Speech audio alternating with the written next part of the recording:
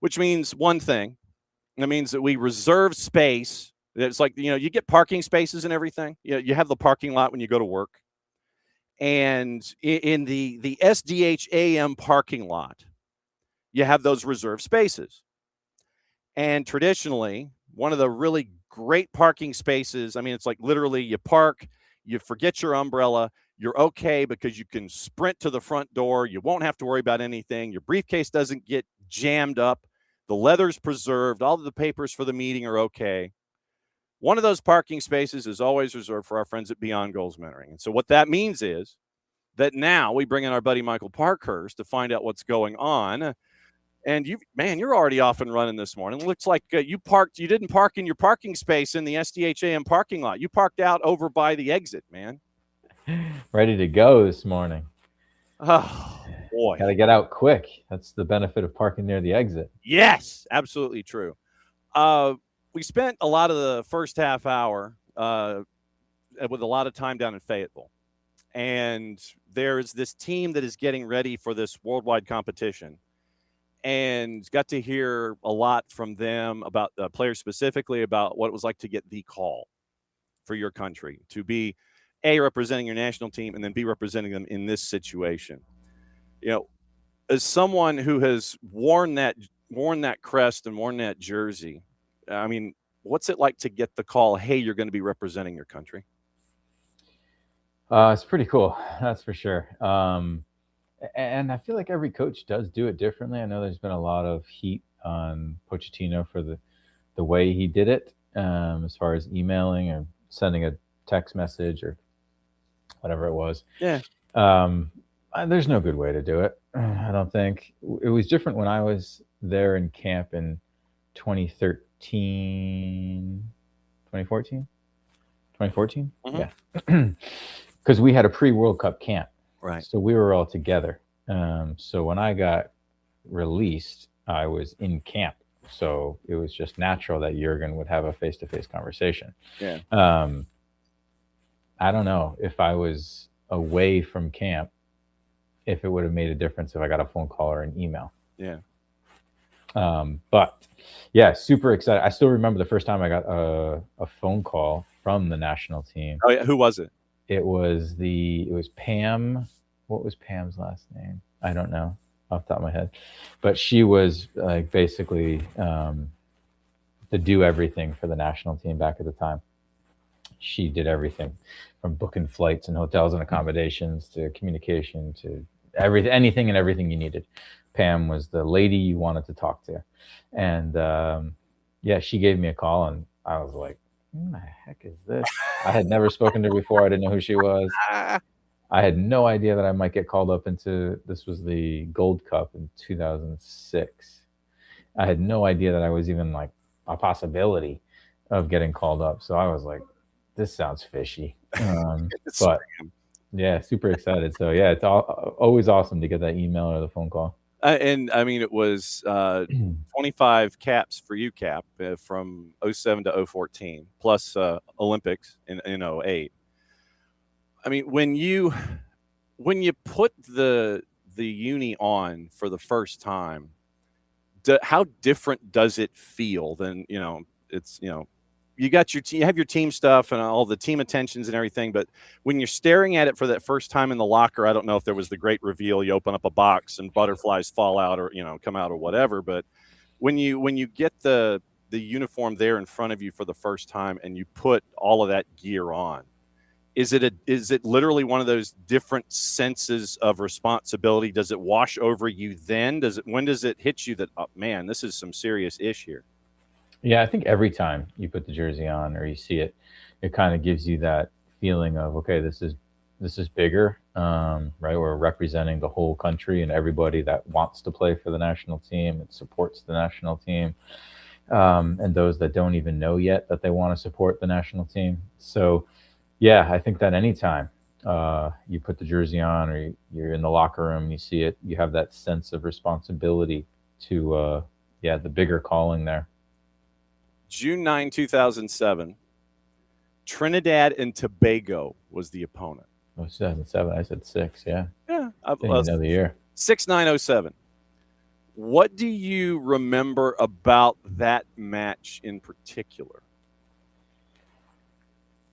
I remember that I didn't think that I was going to get much playing time in this tournament because it was a very veteran roster. Mhm. I was one of the very few younger guys on the roster, and this was game 2 of the group stage, and I started, and I was surprised and excited. I had played in back 3 for a long time, so in college and with the Revolution, so playing in a back 4 was different. So I remember being a little bit nervous about that and how is it going to work, and um, that aspect of things, and just playing with a new center back. I think it was Gooch, but I can't. I honestly can't remember. Okay. And I remember it was in LA, but that's about it. And we won. See, but that last thing, that's what's most important. Yeah. You mentioned chemistry, and this is something that the guys down in Fayetteville have been talking about a lot.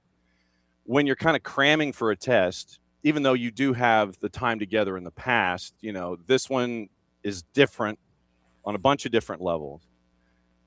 The chemistry, you kind of have a bit of muscle memory to it, but then you come into this your next competition, and is it almost like relearning chemistry all over again, or is it okay? I've got muscle memory. Yeah, we're cool, but then there's some other guys that you might not have the relationships with. How does all of that play, both on the field and between the ears, when you're trying to get chemistry in a crash, like when you're crashing for a test, so to speak?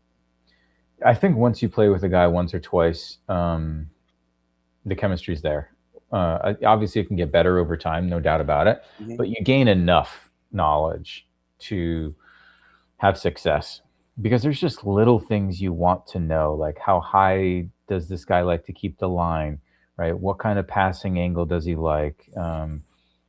Does my outside back like to get forward all the time? Does that mean I need to cover for him? Does that mean I need to get a D mid to slide over? There's just little things that everybody plays each position just a little bit differently. And can you overcome? Of course. Right? These are all the best players in our country. So of course you can. But if you want to play at the very, very, very highest of potential, it is nice to know these little tendencies of the guys that you're going to be playing next to. Do you have those kinds of in-depth conversations with your mentees when it comes to relationships and knowing where teammates are? What are those conversations like when it comes to assimilation, I guess? Totally. Some of playing well is understanding who you're playing with and what are their strengths and what aren't their strengths, right? For example, I had a conversation with a mentee the other day saying, hey, okay, this player is new to your team. He's playing defensive mid. There are passes that you would normally play your defensive mid, who is very strong on the ball, that you probably don't want to play this defensive mid, right? Under pressure, back to opponent, on top of the 18-yard box. Like, don't put him in that position, right? Help him have success, which is going to help you have success. So you have to understand your teammates, right? If you got a blazer on the wing, put it into space, right? Take advantage of it, right? Play to each other's strengths, and we can have success collectively.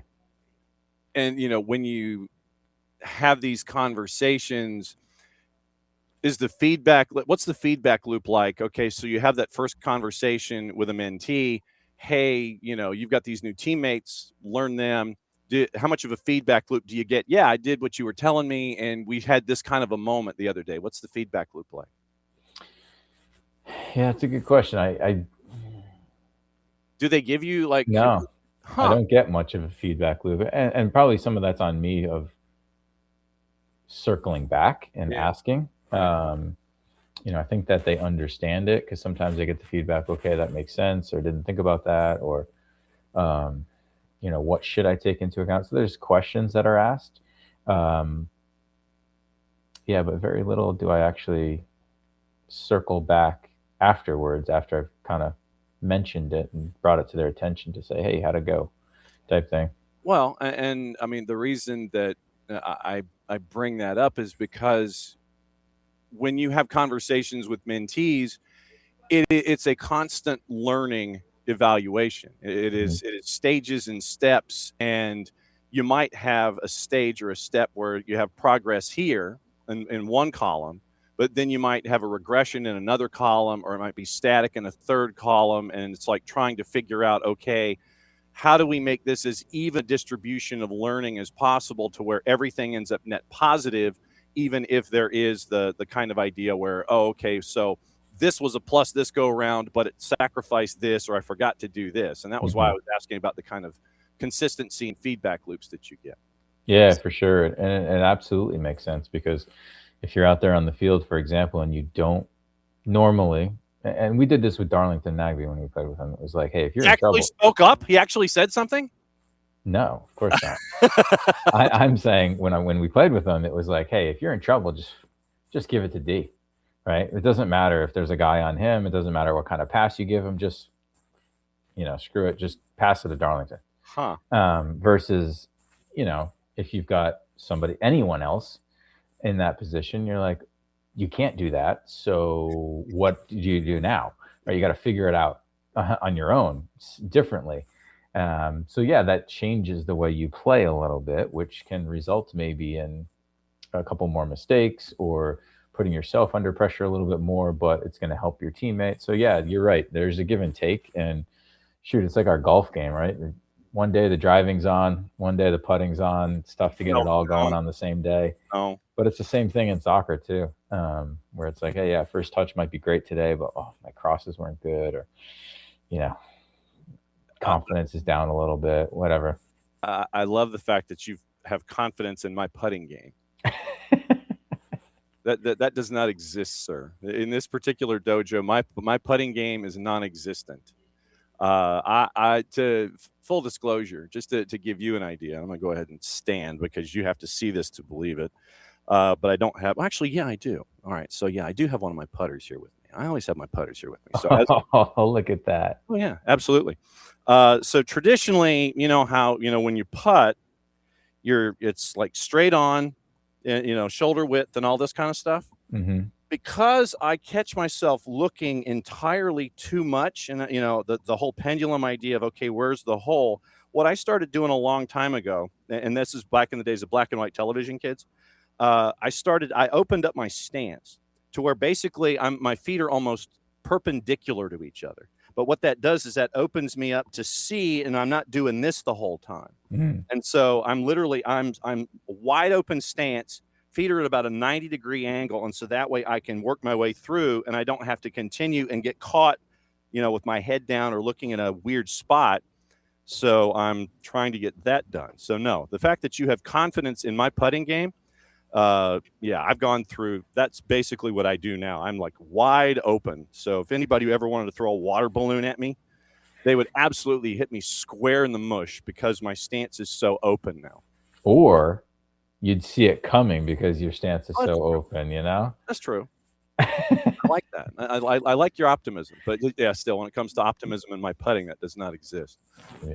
Halftime with Michael Parkhurst here on the Freddie Free Kick, going over everything from golf and his confidence in my golf game, which is more than one of us, to mentoring and what's going on at Beyond Goals, and feedback. When you were playing, did you want feedback as much as it was given? Did you want more feedback as much as if it wasn't given to you enough? How were you when it came to, hey, new guy, am I giving you the right weight? What was your feedback loop when you were playing, and did it differ as you got older?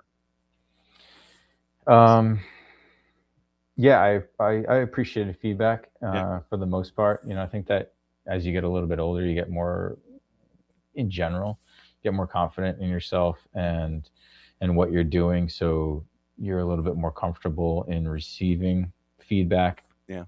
I think I was pretty open. I mean, I think I've told you before, with Stevie Nickel and my first coach as a pro, we didn't watch any video. There was very little feedback, but no feedback was the feedback. If you were getting feedback or you were put on the bench, that was your cue to know, okay, things aren't going that great. Wow. So But what's it I like? always, I mean, what's it like having no news is good news? That's got to freak you out, though, doesn't it? yeah, I don't think it's the best way to go about things. Everybody does it differently, but I like to know. And I have these conversations with Conno Smith, our coach up in Rhode Island, as far as conversations with players, of letting them know, hey, you're going to start this game, you're not going to start this game, reasoning, right? You don't have to do that.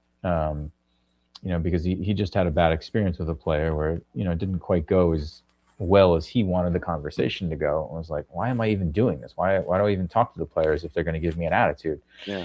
And we had the conversation of, right, there's positives and negatives to doing it, but I still think it's the right thing to do. And I think players in general want to know where they stand and what the feedback is, because I think a lot of them just want to improve and want to know, okay, hey, if it's not going well for me in your eyes, why? Mm-hmm. What can I work on? And so I always encourage my mentees to ask for feedback.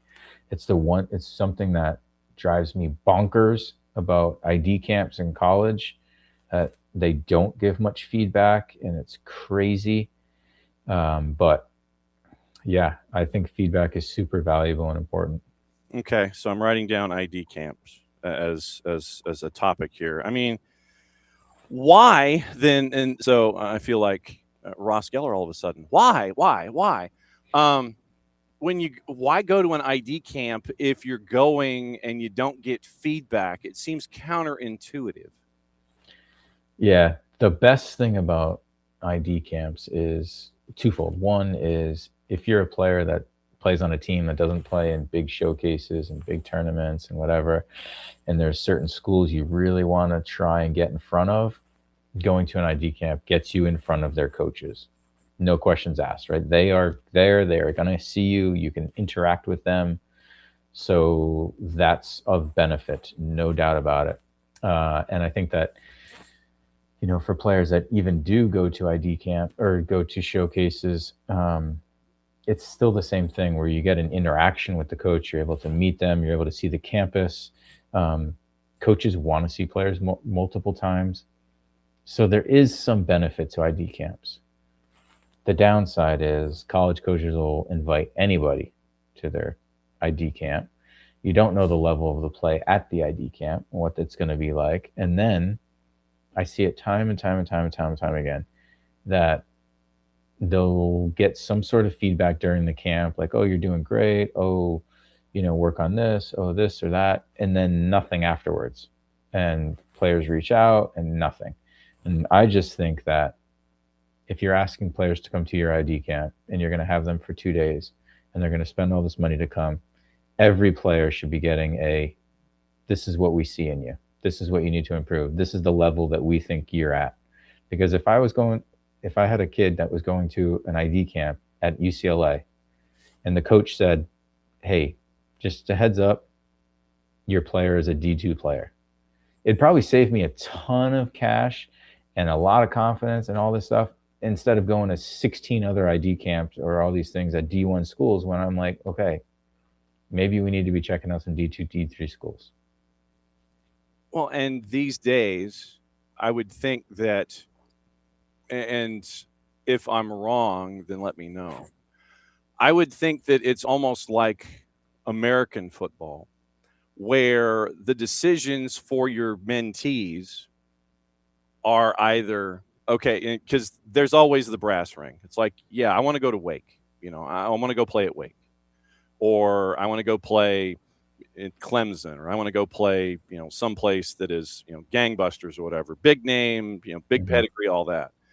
But I would think that today, considering what the industry is, and I call it that because college athletics is a business, that if you want to play now, then you're not going to those marquee places. You're looking for a Marshall. You're looking for something in the Sun Belt. You're looking for something where, if you're a D2 player, you start in the Gulf South or wherever. And then if you work out well there at that level for a year, because of NIL and the transfer portal and all these kinds of things, you can work your way up the ladder to that point that you thought that you would be at ground zero at day one. But if you work to it, then you'll get there eventually on your own merit. It's not just parachuting in and sitting on a bench. Am I wrong? No, 100% right. Yep.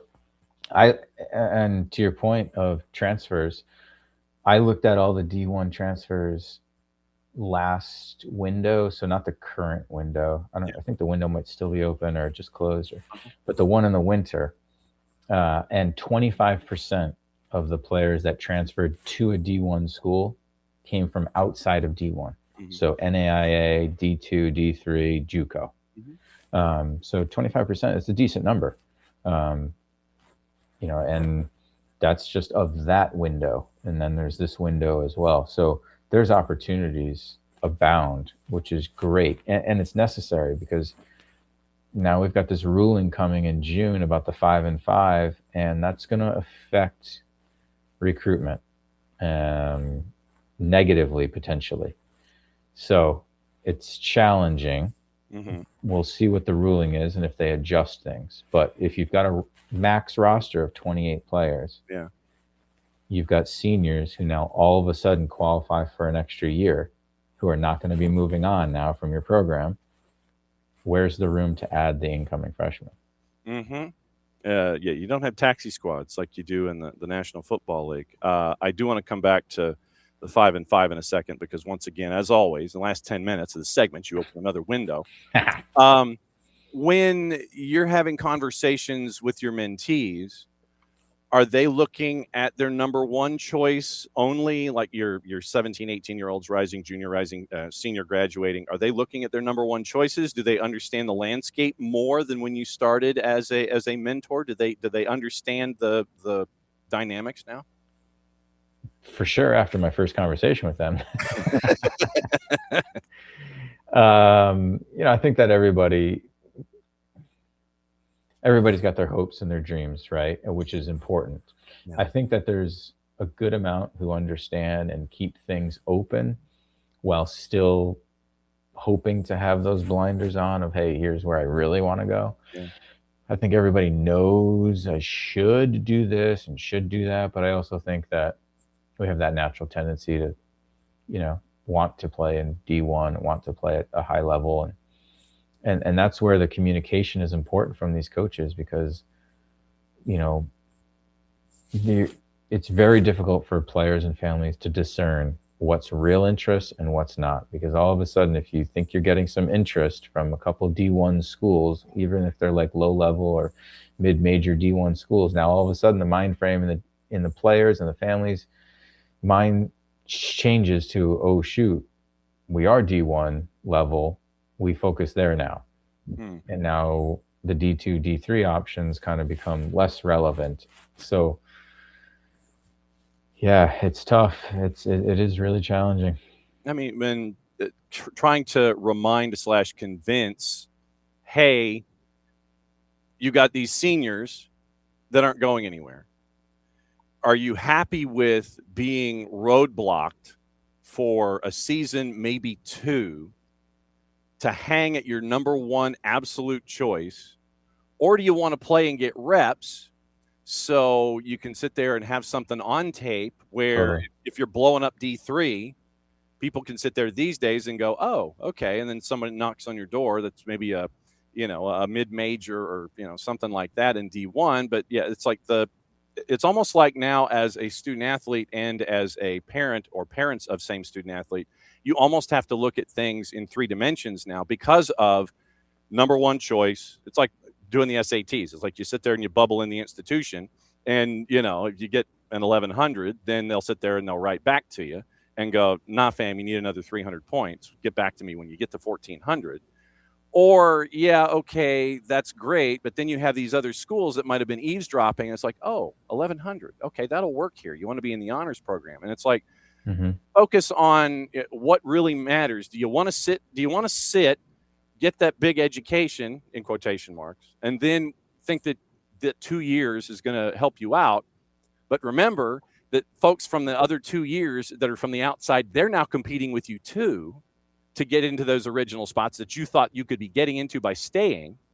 So that this whole idea of now having to think about things in 3 dimensions, if you're a parent, if you're a coach, if you're the student athlete, trying to be there as a guide in the right way for the adult to make sure that the kid understands the whole landscape. I mean, it's probably different than what it was, 2-3 years ago even?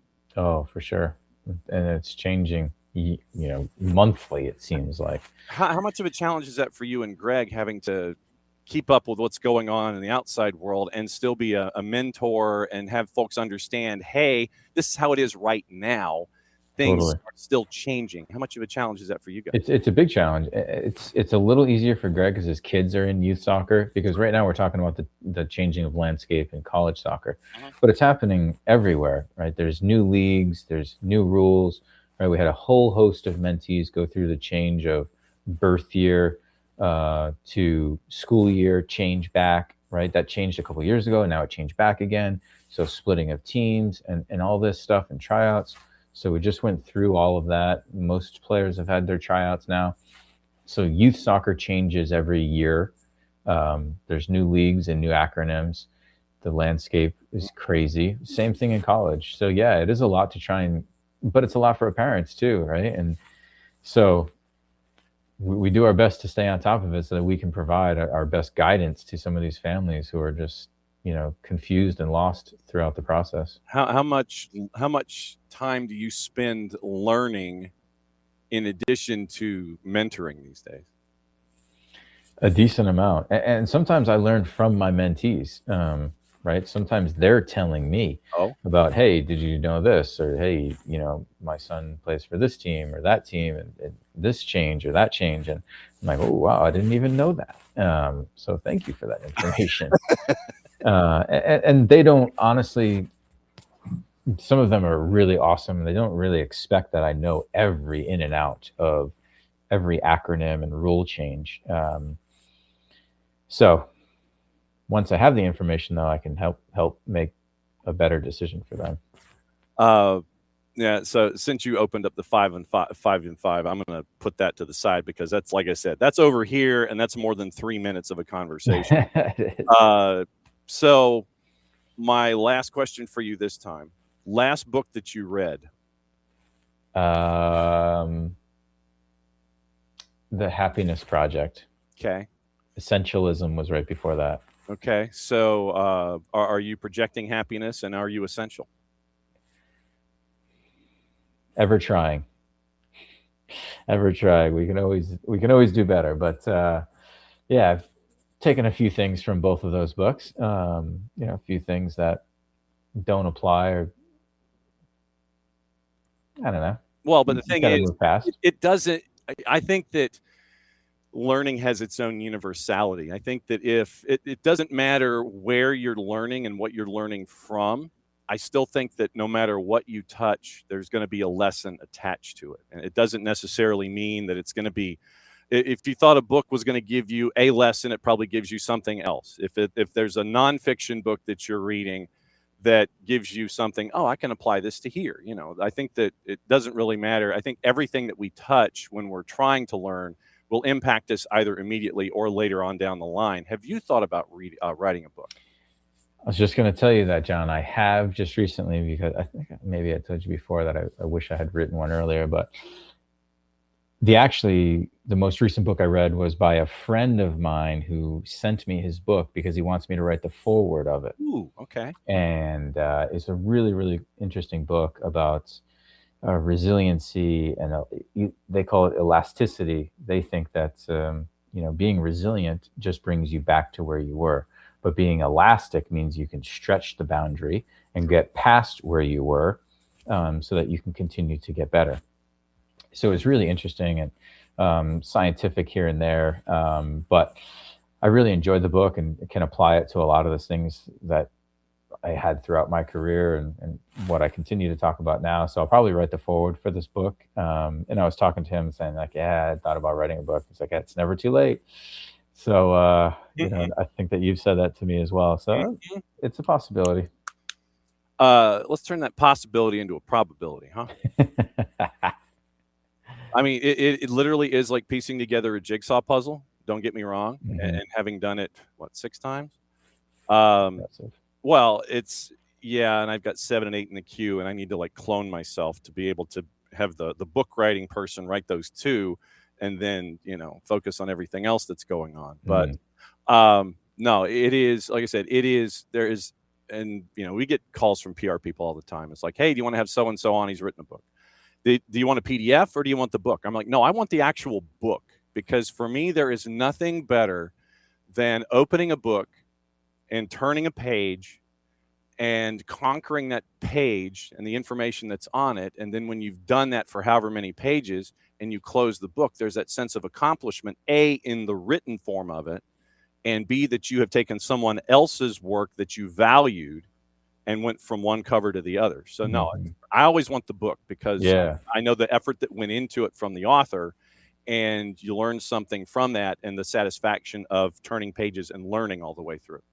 I agree with you. I love the permanent book. I spend enough time on electronics, so I don't want to read on electronics. I don't even like doing my crossword on the computer. I want to print that thing out, and I'm going to do it with pen and on the desk. So I'm with you. Columbus Dispatch Sunday papers. He is a better golfer than Brad Guzan. The video is available to prove it. God knows what was left on the cutting room floor, where they wanted to make sure that I'm sure that Brad ended up looking better than you in the presentation. As always, my friend, it's great to go down these roads, because it's three-dimensional talk that goes places that obviously we don't normally anticipate, but it's always a great a stimulator when it comes to what it's like to be a mentor, what it's like having mentees, and all of that give and take. It's great to see you, my friend.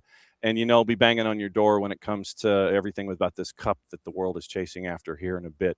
What are you doing this weekend? Baseball, softball weekend.